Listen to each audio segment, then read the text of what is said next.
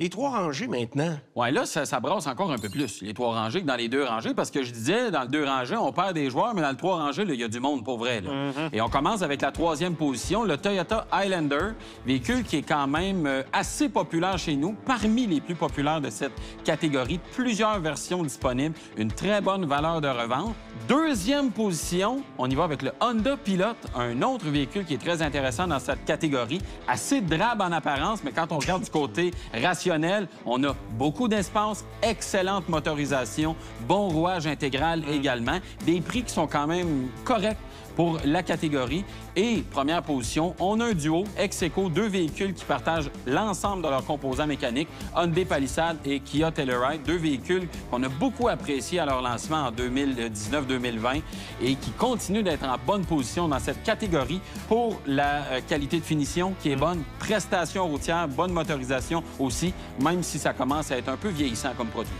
Bon, là, évidemment, il y a du monde qui vont poser des questions à la maison. Comment ça se fait qu'ils ont mis un Toyota en 3e position? Bien, en fait, c'est un produit dont la valeur de revente est exceptionnelle. C'est sûr qu'il y a des petits problèmes au niveau du vol. Question des assurances, il faut quand même être très conscient de cette problématique-là avec ce produit-là, mais il demeure qui est extrêmement satisfaisant pour un usage familial. C'est sûr que si on tombe dans du remorquage, par contre, c'est peut-être pas le véhicule qui est tout indiqué pour ça, mais pour l'ensemble de ses qualités, c'est clairement des produits qui sont les plus intéressants sur le marché. Mais pourquoi pas le numéro 1? Bien, parce que, justement, les coûts d'assurance sont extrêmement élevés et les autres vont offrir plus d'espace à l'intérieur. Dans le cas du Pilote, personnellement, moi, je déteste le tableau de bord de ce produit-là, puis on l'avait expérimenté. La finition intérieure... On avait réussi à arracher le tableau de bord avec nos mains. Ça demeure un produit dont la fiabilité est très bonne et l'espace intérieur, c'est caverneux, sérieusement. Et la valeur? La valeur de revente? C'est ça. Donc, c'est un produit qui mérite sa 2e place. Puis le duo des Coréens, c'est la variété qui est intéressante aussi et la finition intérieure, c'est presque un produit de luxe.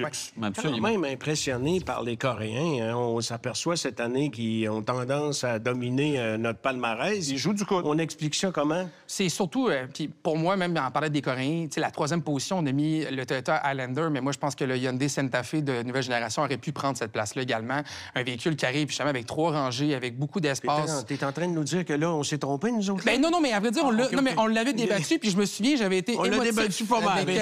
J'avais été émotif avec le débat parce que je trouve sincèrement que le Hyundai Santa Fe est arrivé avec une recette, justement, qui prouve le sérieux de construction de ces produits-là, avec beaucoup d'espace à l'intérieur pour un prix qui est extrêmement intéressant, une variante hybride qui est là. Donc, je pense que c'est ces raisons-là qui amènent les Coréens toujours à aller dans le palmarès.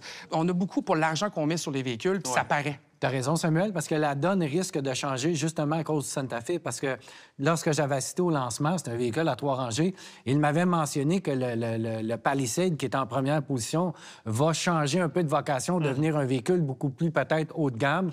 Donc, ça va vraiment brasser. Et d'ailleurs, le dévoilement du Hyundai Palisade, c'est bientôt. Donc, c'est un segment qui risque de se transformer l'année prochaine. Puis ce qui est dommage, c'est qu'il y a encore les cancres du segment qui réussissent toujours pas à lever. Ford Explorer, dont la fiabilité est toujours problématique. Ça, c'est bien du côté souligné. de Volkswagen avec le Atlas, c'est un produit que ça lève toujours pas. Du côté de chez GM, on a renouvelé cette gamme de produits-là, notamment avec le Chevrolet Traverse, qui nous a complètement laissé de glace sur la piste lorsqu'on en a fait l'essai. Donc, on voit que malgré la popularité du segment, il y a encore beaucoup de joueurs qui dorment encore au gaz et qui sont pas capables de relever la barre. Il y a un produit, par exemple, je pense qui va être intéressant de surveiller et qui semble quand même gagner en popularité au Québec, c'est le Toyota Grand Highlander. On a tendance à l'oublier parce qu'il porte le même nom que son petit frère, mais beaucoup plus spacieux et beaucoup plus à même de concurrencer un Honda Pilot, par exemple, en matière d'espace, parce que le Highlander, qui est en 3e position, est quand même parmi les petits intermédiaires à 3 rangées. À surveiller.